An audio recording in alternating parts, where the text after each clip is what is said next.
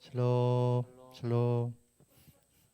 오늘도 이렇게 예배와 찬양을 함께 하심을 하나님께 감사드립니다. 함께 감사해요. 깨닫지 못했었는데 찬양드리겠습니다.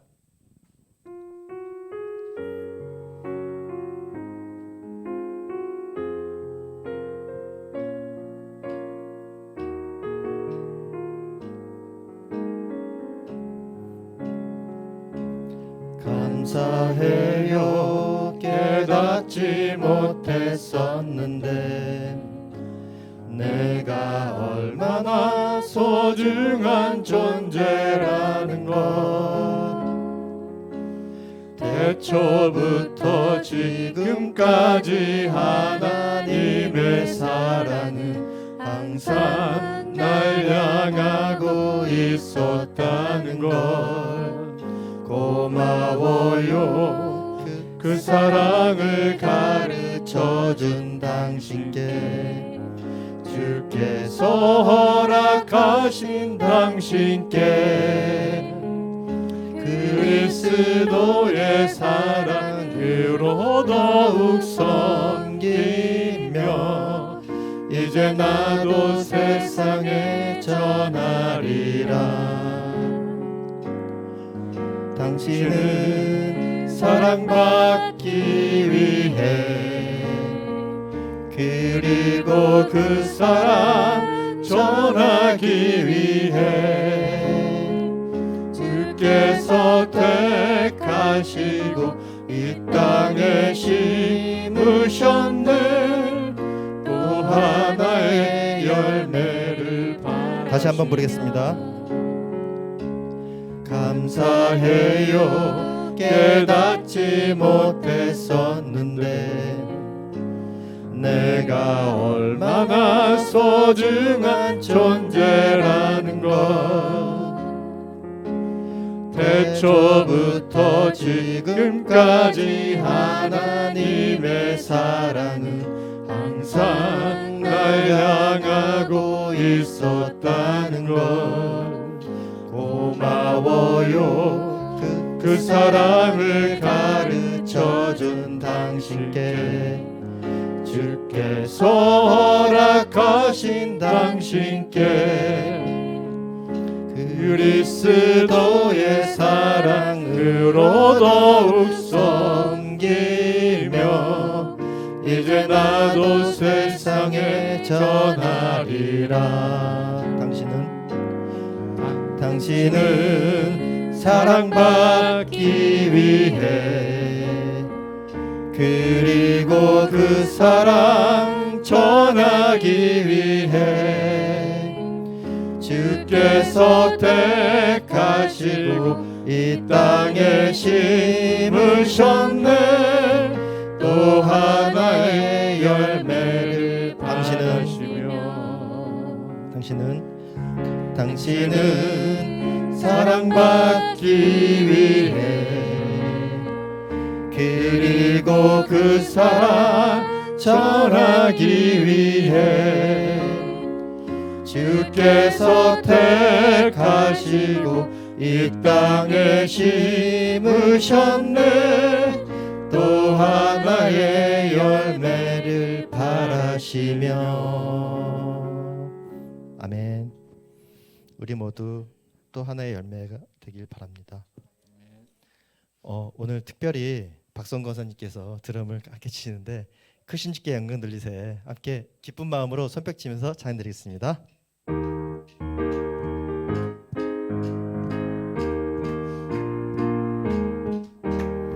크신 주께 영광 돌리세. 하나님의 성에서 그의 거룩한 산에서 터가 높고 아름다워 온 세상의 기쁨 저 북방에 있는 시온산 큰 왕의 성일세. Sing hallelujah, sing hallelujah, sing hallelujah. 그 왕의 성일세. 여호와께 찬양 드리세.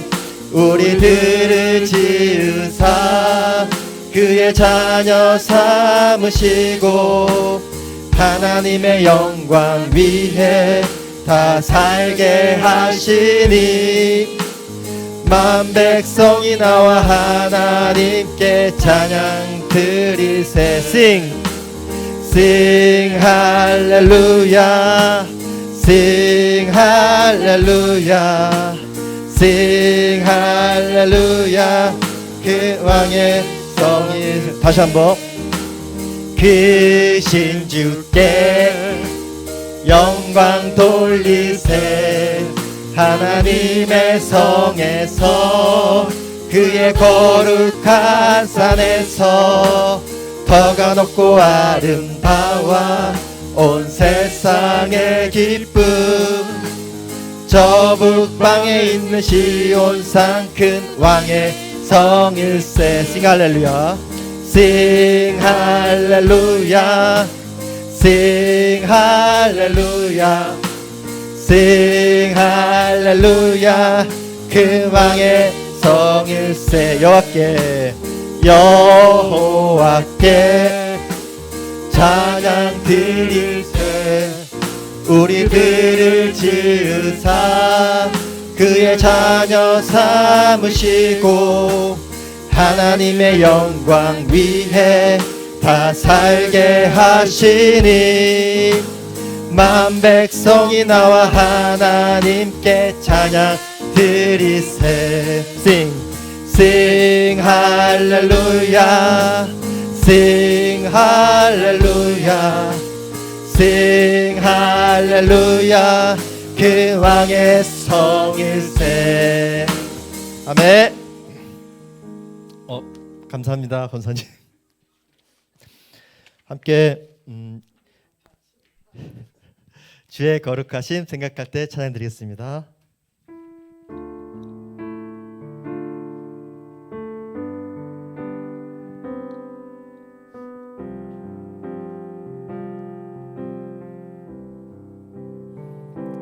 주의 거룩하심 생각할 때 주의 크신 사랑 느낄 때 주의 영광의 빛 나의 생활 비춰주실 때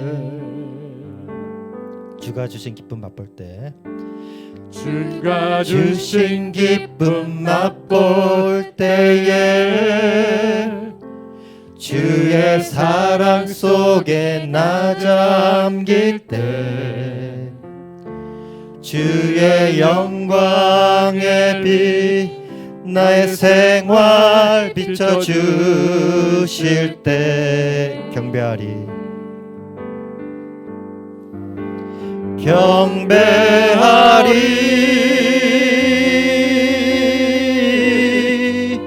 경배하리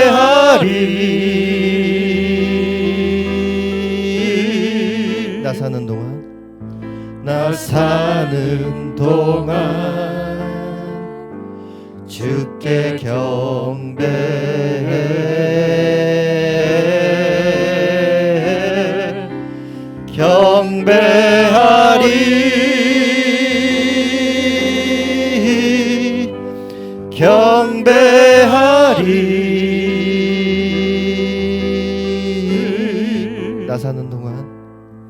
나 사는 동안 주께 경배해. 주의 거룩하심 생각할 때 주의 거룩하심 생각할 때 주의 크신 사랑 느낄 때 주의 영광의 빛 나의 생활 비춰주실 때 주가 주신 기쁨 맛볼 때 주가 주신 기쁨 맛볼 때에 주의 사랑 속에 나 잠길 때 주의 영광의 빛 나의 생활 비춰주실 때 경배하리 경배하리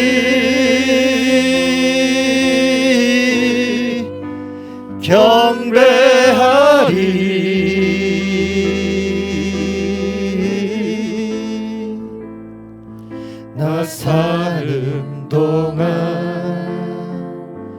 주께 경배하리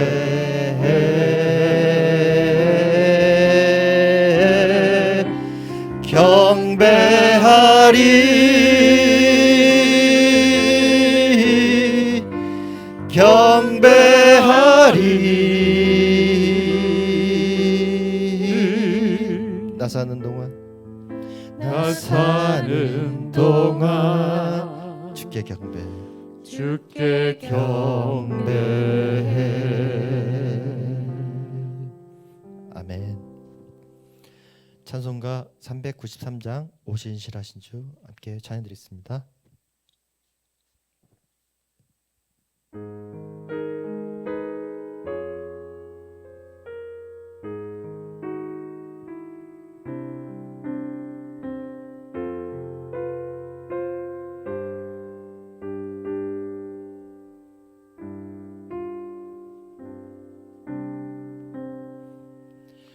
오신 실하신 주 내 아버지여 늘 함께 계시니 두려움 없네 그 사랑 변찮고 날 지키시며 어제나 오늘이 한결같네 오신 실하신 주 오신 실하신 주 오신 실하신 주 날마다 자비를 베푸시며 일용할 모든 것 내려주시니 오신 실하신 주 나의 구주 봄철과 또 여름 봄철과 또 여름 가을과 겨울 해와 달 별들도 다 주의 것 만물이 주 영광 드러내도다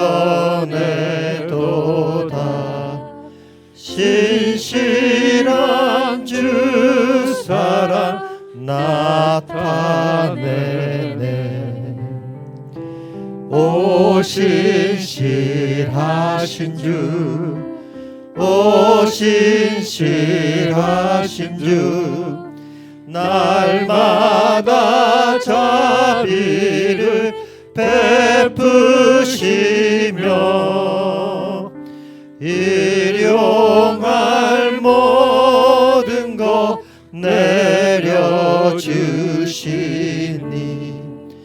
오신 실하신 주 나의 구주 내 죄를 사하여 아니하시고 주 친히 오셔서 인도하네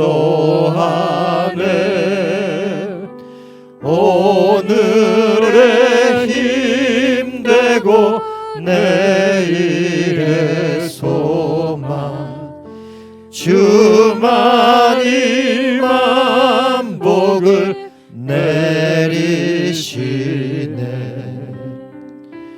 오신 실 신실하신 주, 오 신실하신 주, 날마다 자비를 베푸시며 일용할 모든 것 내려주시니 오 신실하신 주, 나의 구주.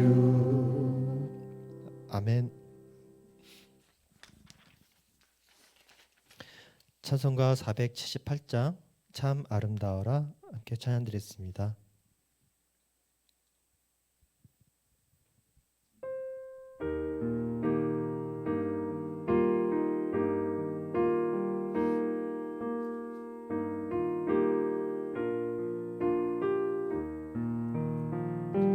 참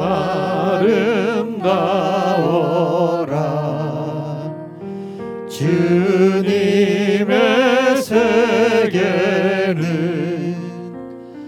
저 솔로몬의 옷보다 더 고운 백합화 주 찬송하는 듯 저 맑은 새소리 내 아버지의 지으신 그 솜씨 깊도다. 참 아름다워라 주님의 세계는 저 아침 해와 저녁 놀 밤하늘 빛난 별 망망한 바다와 늘 푸른 봉우리 다 주 하나님 영광을 잘 드러내도다. 참 아름다워라 주님의 세계는 저 산에 부는 바람과 잔잔한 시냇물 그 소리 가운데 주 음성 들리니 주 하나님의 큰 뜻을 날 뜻하도다.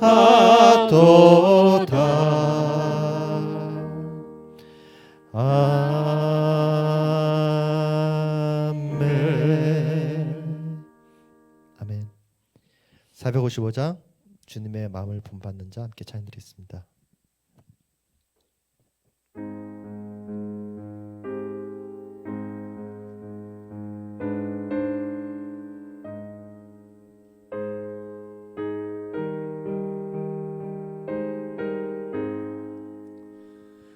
주님의 마음을 본받는 자 그 맘에 평강이 찾아오는 험악한 세상을 이길 힘이 하늘로부터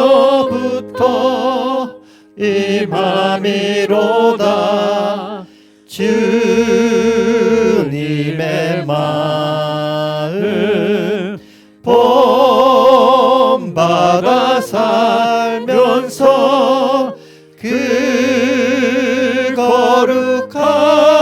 거룩하신 나도 이루리. 주 모습 내 눈에 안 보이면 부르짖으며 그 음성 내 귀에 안 들려도 내 영혼 날마다 주를 만나 신령한 말씀 늘 배우도다. 주님의 마음 본받아 살면서 그 거룩하신 나도 이루리. 가는 길 거칠고 험하여도 내 맘에 불평이 없어짐은 십자가 고난을 이겨내신 주님의 마음 본받음이라. 주님의 마음 본받아 살면서 그 거룩하신 나도 이루리. 주 예수 세상에 다시 오실 그날엔 무성도 변화하여 주님의 빛나는 그 영상을 다 함께 보며 주 찬양하리. 주님의 마음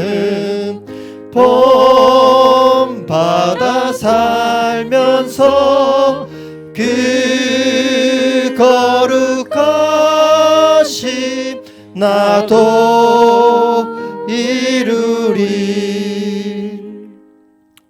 하나님 아버지 감사합니다. 우리가 이렇게 모여서 주 하나님의 지으신 이 아름다운 세상을 찬양하며 또 주 하나님의 마음을 본받기 위해서 이렇게 찬양드리며 예배드리고 있습니다. 하나님 아버지, 오늘 우리가 예배드릴 때 항상 주 하나님 말씀 따르며 살게 하시고, 또한 주 하나님이 우리를 지으심을 기억하며 주 하나님이 이 아름다운 세상을 지으시고 또 우리에게 이 아름다운 세상을 살게 하심을 기뻐하며 살게 하시옵소서. 하나님 아버지, 세상에 많은 고난과 어려움과 전쟁과 아버지 고난받는 사람들 많습니다. 이 고난받는 사람들 위해서 아직도 이 세상은 아름답고 하나님이 지으신 세상 아름다움을 기억해 가시고, 이 세상이 아무리 고난받더라도 그 고난 속에서 하나님의 마음, 하나님의 말씀을 감동으로 기억하게 하시고 깨닫게 하시옵소서. 하나님 아버지, 이 세상을 위해서 저희가 선한 마음을 품고 살아가게 하시옵소서. 함께 기도드리겠습니다. 하나님 아버지 감사합니다. 우리를 이 길에 걸어가게 하시고 또 우리 말씀을 따라 가게 하심을 감사합니다. 항상 주 안에 말씀 따라 살겠다고 고백하는 저희가 되게 하시옵고, 하나님 아버지에서 가르쳐 주신 하나님께서 말씀으로 전하여 주신 그 선함을 행하며 살게 하시옵소서. 하나님 아버지, 우리가 주 예수 그리스도의 제자됨을 고백하며 살게 하시옵소서. 주 예수 그리스도의 길을 따라 걷게 하시고 어려운 고난도 주 하나님 의지하며 살아가게 하시옵소서. 하나님 감사합니다. 기쁨으로 살아가게 하시옵고 오늘 하루를 기쁨의 삶을 살게 하시옵고 그 기쁨의 삶을 살게 함을 감사함으로 예배드리며 기도하며 살게 하시옵소서. 하나님 감사합니다.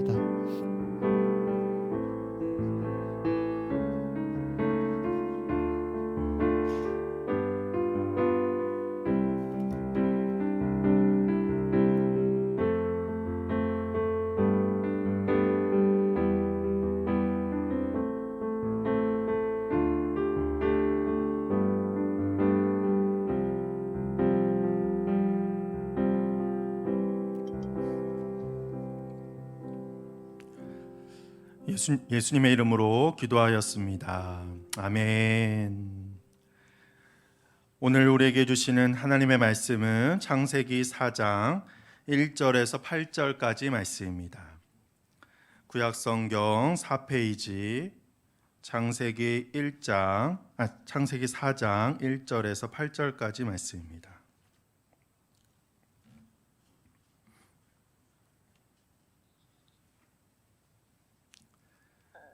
창세기 4장 1절에서 8절까지 말씀 한 절씩 교독합니다.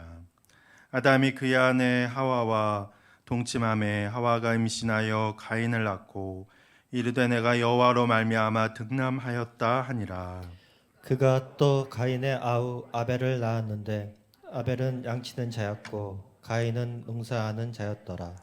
세월이 지난 후에 가인은 땅의 소산으로 제물을 삼아 여호와께 드렸고 아벨은 자기도 양의 첫 새끼와 그 기름으로 드렸더니 여호와께서 아벨과 그의 제물은 받으셨으나 가인과 그의 제물은 받지 아니하신지라. 가인이 몹시 분하여 안색이 변하니 여호와께서 가인에게 이르시되 내가 분하여함은 어찌 됨이며 안색이 변함은 어찌 됨이냐.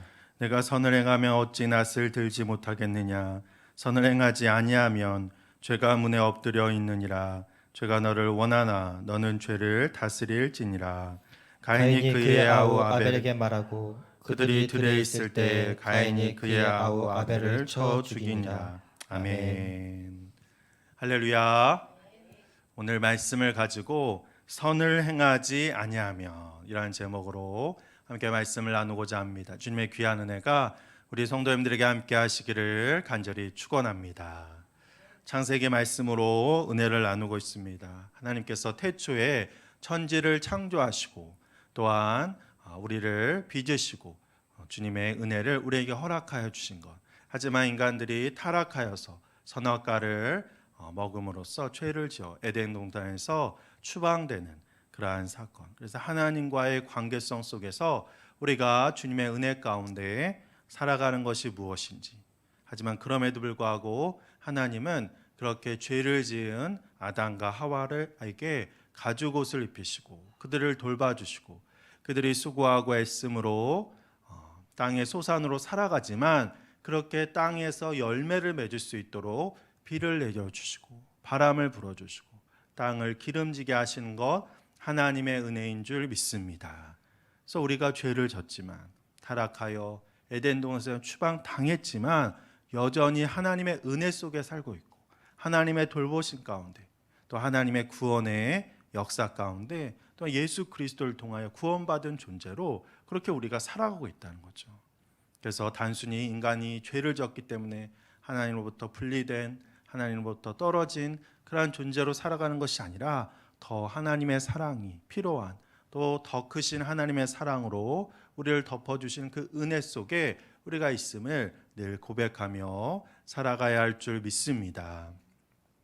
그래서 에덴 동산에서 이렇게 추방당했지만 하나님의 여전한 그런 사랑 속에 있는 사람들 아담과 하와 또 아담과 하와는 가인과 아벨을 낳았죠. 그래서 두 아들도 하나님 앞에 예배드리는 자였다라고 하는 것입니다. 그런데 이 한 장이 넘어가지 않아서 또 인간은 크나큰 죄를 저지르게 된다는 거죠. 가인이 아담의 첫째 아들인 가인이 자기 동생 아벨을 죽이는 그러한 일이 일어납니다. 그래서 이 일 어떤 살인 가장 큰 죄라고 할 수 있죠. 인간이 인간을 죽이는 하나님이 주신 생명을 하나님께서도 아담과 하와를 추방시키셨지만 그 생명을 거두시지 않은 이유는 바로 그 생명이 모든 것이고 하나님이 자신의 어떤 계획을 변경하시면서까지 살려주신 그 생명이 바로 우리의 생명이라고 하는 것입니다. 그럼에도 불구하고 가인은 아벨을 죽였는데 왜 그렇게 죽이게 되었는가? 인간의 죄가 왜 시작되었는가? 더 큰 죄, 어떤 단순히 에덴 동산에서 추방되어지고 그러한 죄에서 벗어나서 실제로 하나님을 부인하고 하나님을 거역하는 죄가 왜 시작되었는지 오늘 말씀이 우리에게 하고 있다고 하는 것이죠. 인간은 왜 죄를 지은 그러한 존재가 될 수밖에 없었는가? 먼저는 바로 하나님과의 끊어진 관계성 속에서 예배에 진정한 신령과 진정으로 드리는 예배를 드리지 못했기 때문인 것입니다. 오늘 말씀 왜 가인이 아벨을 드렸는가? 표면적으로 보면 하나님께서 아벨과 그의 제물은 받으셨는데 가인과 자신과 자신의 제물은 받지 않으셨죠. 그래서 아벨은 화를 내고 결과적으로 시기와 질투 속에서 아벨을 죽였다는 것이죠. 아벨은 하나님 앞에 예배 드렸는데, 그리고 그 예배를 받으시고 신령과 진정으로 하나님 원하신 예배를 드리는 자였는데, 오히려 가인이 자기의 분을 참지 못해서 아벨을 죽이는 그러한 일이 일어났다는 것입니다. 왜 이러한 죄가 시작되었는가? 예배를 실패했기 때문에, 하나님 앞에 경배하고 하나님을 섬기는 그 일에 실패하였기 때문에. 예배는 하나님을 높이고 하나님을 찬양하는 것입니다. 예배는 내가 어떠한 예배를 드리고 내용과 형식, 이 중요한 것이 아니라 하나님이 받으시는 것, 하나님이 기뻐하시고 또 하나님을 높이는 것이 중요한 것이고 예배를 드리는 이유라고 할 수 있죠. 그래서 예배의 중심은 하나님이 되어야 한다는 거죠. 그래서 우리가 예배를 드린다, 예배를 받으시는 분이 있기 때문에 예배를 드린다라고 이야기하지, 예배를 본다라고 하는 것은 잘못된 표현이죠. 예배를 본다라고 하는 것은 우리는 관객으로 그렇게 있는 것입니다. 또 형식적으로 그렇게 보는 것을 예배를 본다라고 하는데, 그건 틀린 표현이고, 예배를 드린다, 예배를 받으시는 분이 있어야 되기 때문에 그렇게 표현을 하고 있듯이, 예배는 신령과 진정으로 하나님이 받으시는 예배를 드려야 한다는 거죠. 그런데 하나님께서는 아벨과 그 제물은 받으셨는데 가인과 그 제물은 받지 않으셨습니다. 왜 받지 않으셨는가?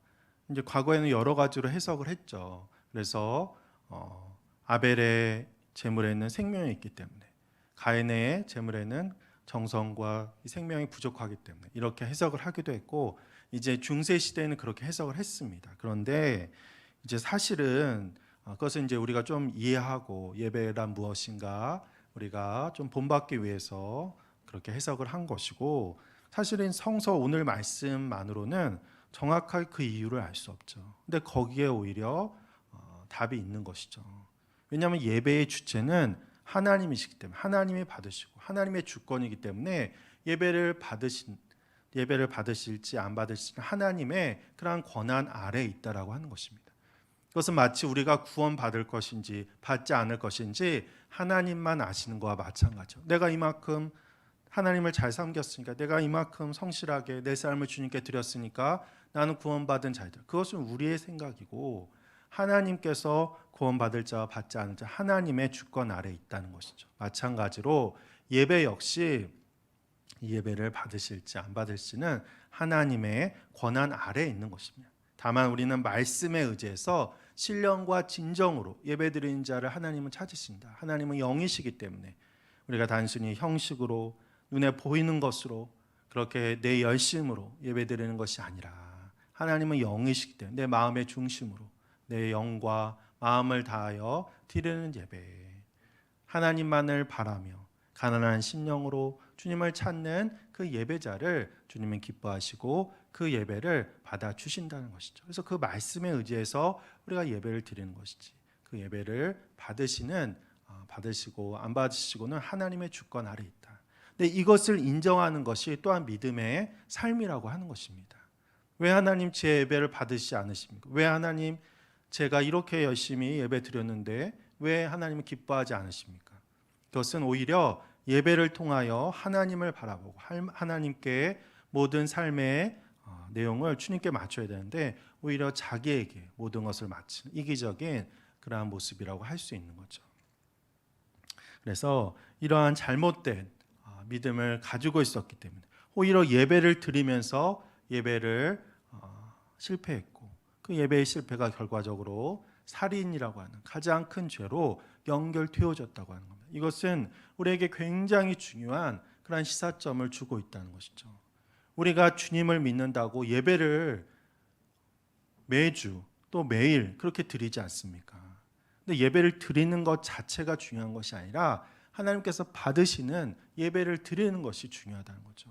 하나님이 기뻐하시는 예배, 내가 한 번의 예배를 드릴지라도 하나님이 기뻐하시는, 그렇다고 무의미하게 드리는 그러한 예배가 그냥 의미 없다는 것이 아니라 예배 드리는 것 자체도 하나님께서 기뻐하시지만, 정말 하나님이 받으시는 그러한 예배를 드렸을 때 우리가 예배를 성공하는 자가 될 수 있고, 그러한 자가 정말 굳건한 믿음 가운데 서가는, 하나님께 쓰임 받으며 하나님께 영광 돌리는 그러한 삶을 살아가는 자가 될 수 있다라고 하는 것입니다. 그래서 우리가 예배드리는 것 자체에 일단은 우리가 처음 주님을 믿을 때는 예배드리는 것 자체도 쉬운 일이 아니기 때문에 그것으로 우리가 권면하고 또한 그 자체로 하나님 앞에 나간다라고 이야기하지만 사실은 우리가 말씀을 깨닫고 또한 삶 속에서 하나님의 은혜를 깨닫는다고 한다면 이 예배를 진정으로 하나님의 받으시는 예배를 드릴 수 있도록 애쓰고 기도하는 그런 우리들이 되어야 할 줄 믿습니다.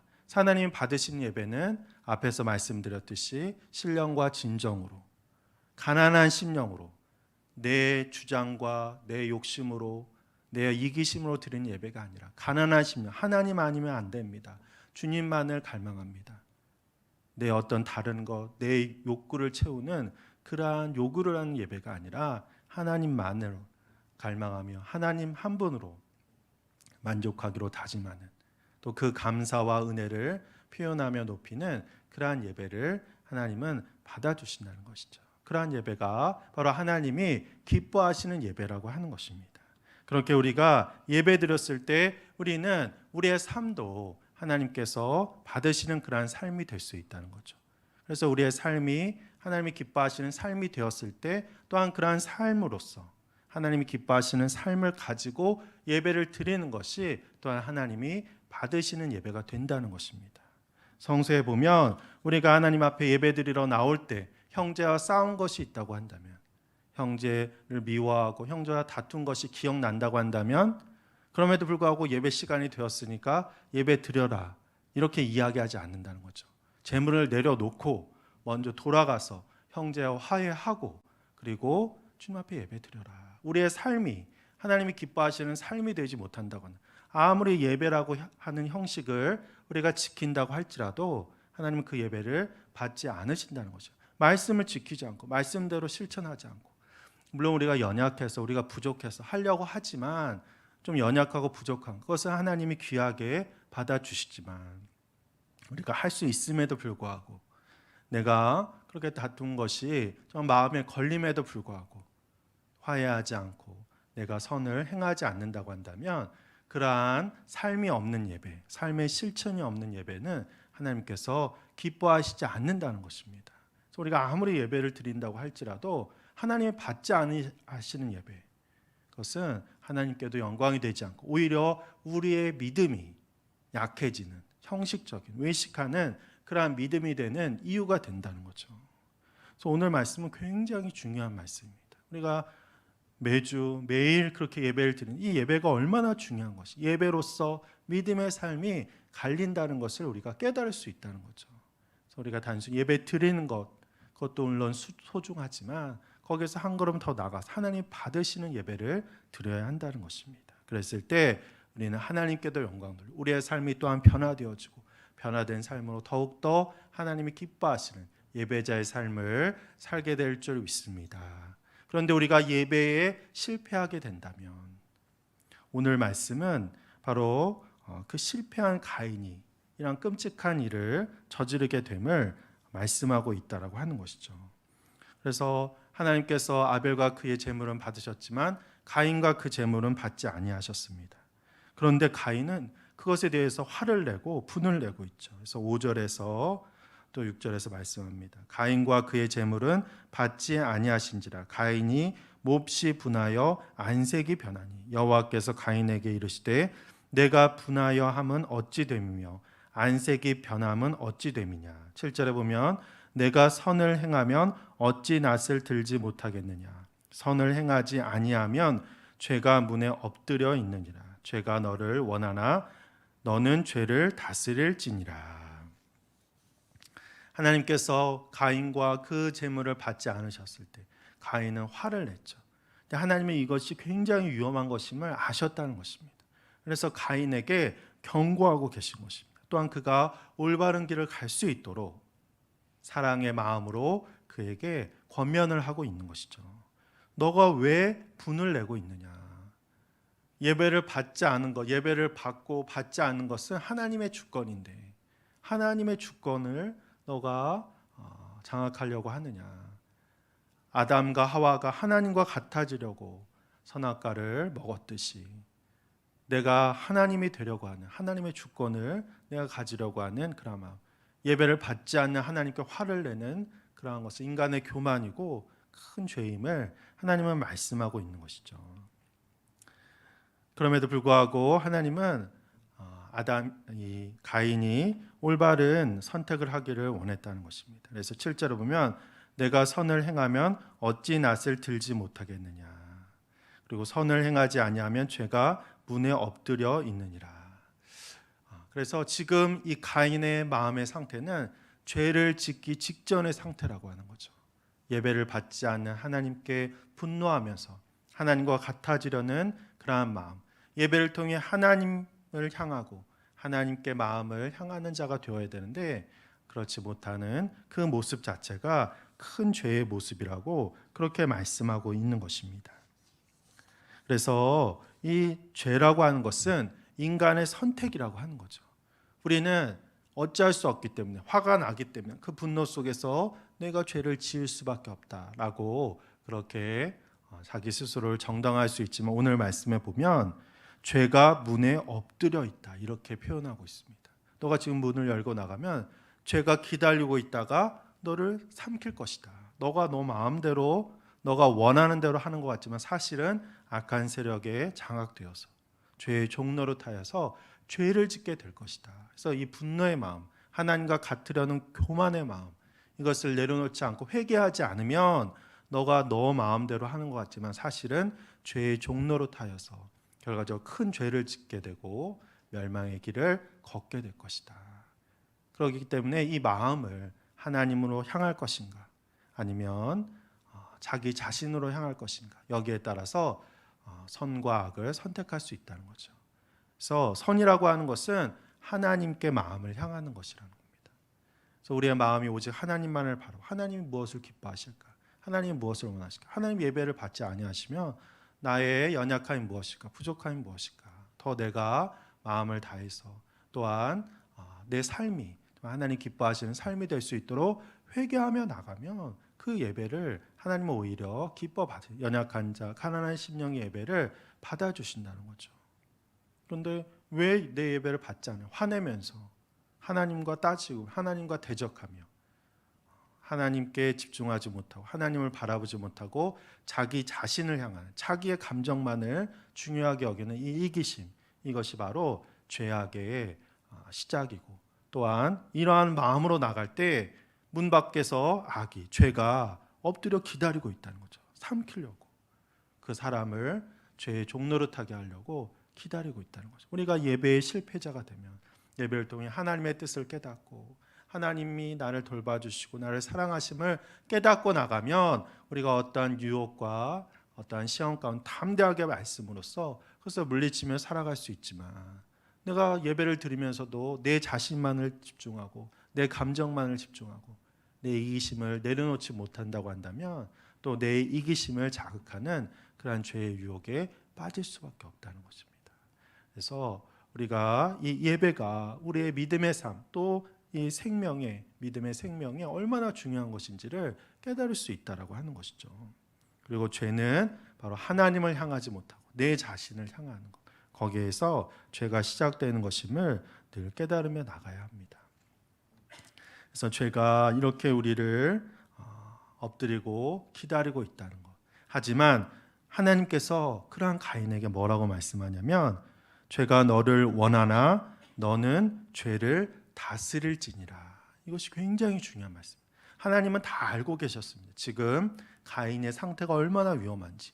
지금 문 밖에 나가면 죄가 가인을 삼켜서 가인이 어떠한 죄를 짓게 할든지 하나님은 알고 계셨다는 것. 그럼에도 불구하고 죄가 너를 삼키려 하지만 너는 죄를 다스릴지니라. 죄를 다스릴 수 있다. 선과 악을 선택할 수 있다.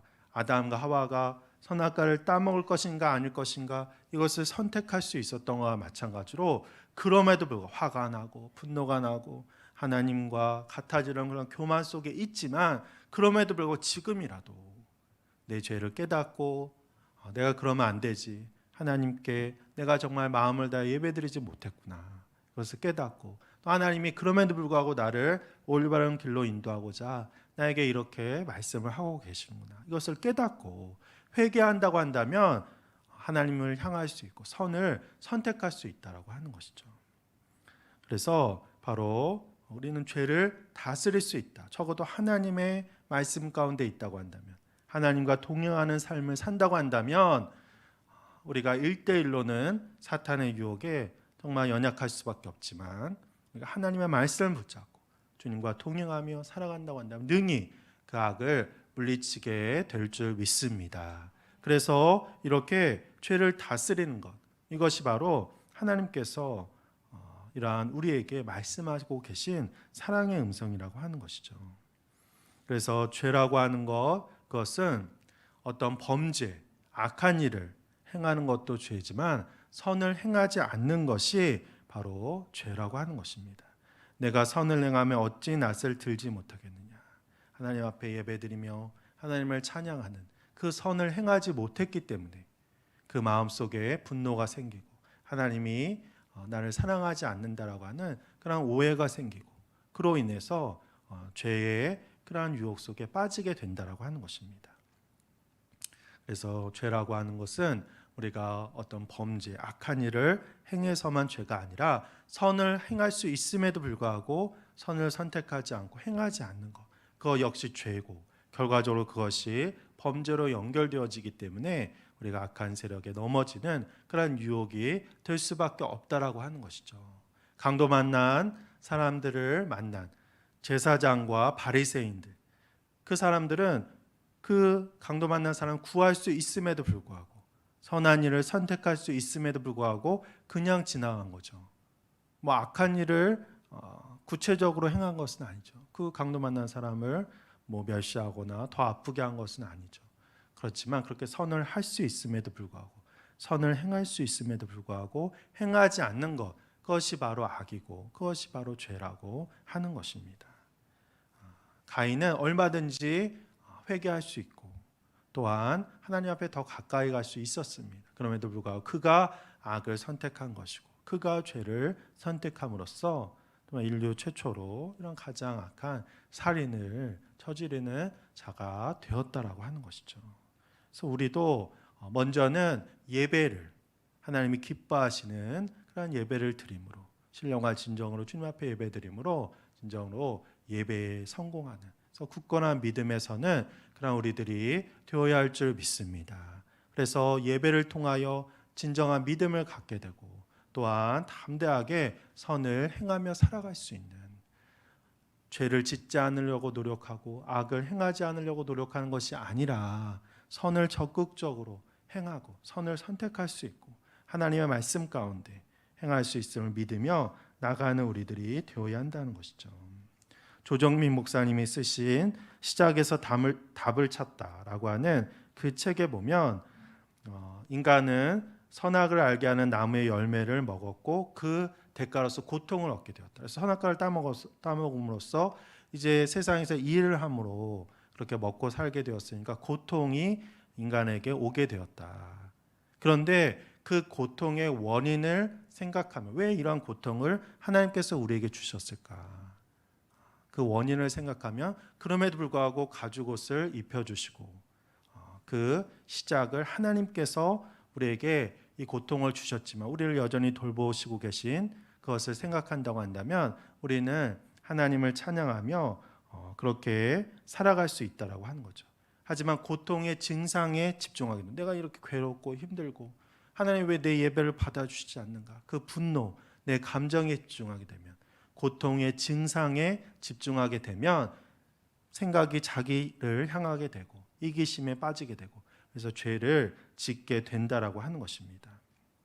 우리의 삶에 고난과 아픔이 있죠. 그런데 그 고난의 원인을 생각하면 하나님이 모든 것을 행하시기 때문에 하나님이 우리를 고통스럽게 하시고 우리를 고난으로 빠뜨리는 건 아니지만 그 모든 섭리가 하나님의 인도하심 속에 있다라고 생각한다면 왜 이러한 고난이 나에게 허락되었을까? 욥에게 고난이 허락되었듯이 하나님의 욥을 그만큼 신뢰하고 믿었듯이 우리가 그것을 감당할 수 있기 때문에 그것을 통하여 더 큰 고난 속에 있는 자들을 위로하기 위해서 또 그것을 통하여 우리를 연단시켜 주시고 그것을 통하여 하나님의 뜻을 깨닫게 하기 위한 하나님의 깊은 섭리가 있다라고 하는 것을 알 수 있다라고 하는 것입니다. 그래서 고통의 원인을 생각하면 우리는 하나님께 더 집중하고 하나님을 찬양하고 하나님을 더 높이는 자가 될 수 있다는 거죠. 근데 반대로 고통의 증상에 집중하게 되면 내가 아프고 내가 힘들고 내가 지금 이렇게 고통스럽고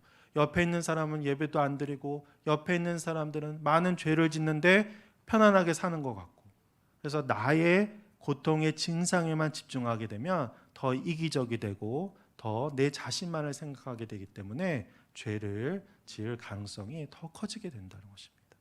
그래서 고난이라고 하는 것, 고통이라고 하는 것, 그것은 어쩌면 아담과 하와가 타락해서부터 시작된 인간에게 주어질 수밖에 없는 그러한 현상이라고 하는 거죠. 근데 그것을 우리가 어떻게 받아들이냐?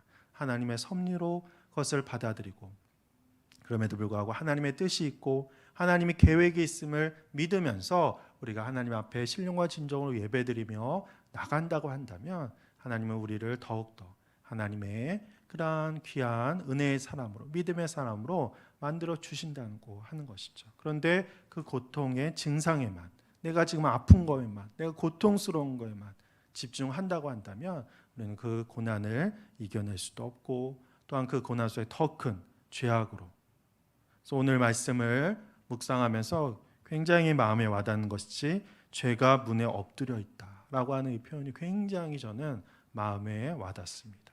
우리가 세상을 살아가는 것 사실은 굶주린 사자가 삼킬 자를 두루 찾는다고 하는 잠언의 말씀과 같이 그렇게 악한 세력이 우리를 정말 잡으려고 그렇게 있다라고 하는 것이죠.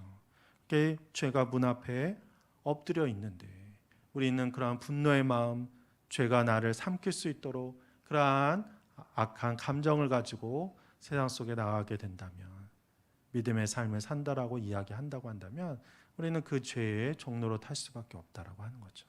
그래서 우리는 적극적으로 선을 행하고 주님이 원하시는 일들을 또 주님의 뜻이 무엇일까 늘 간구하면서 우리의 삶을 새롭게 만들어가는 그러한 주님의 사람들이 되어야 할 줄 믿습니다. 선을 행하지 아니하면 그것이 죄이고 그것이 악이며 또한 그것이 하나님을 너무나 가슴 아프게 하는 일임을 깨달으며 우리가 적극적으로 선을 행하며 오늘도 내가 선과 악을 적어도 나의 행실에서는 선행과 악행을 선택할 수 있음을 고백하면서 하나님과 늘 동행하며 우리가 주님을 찬양하며 선한 일을 행하시는 그런 주님의 백성들이 되시기를 간절히 축원합니다.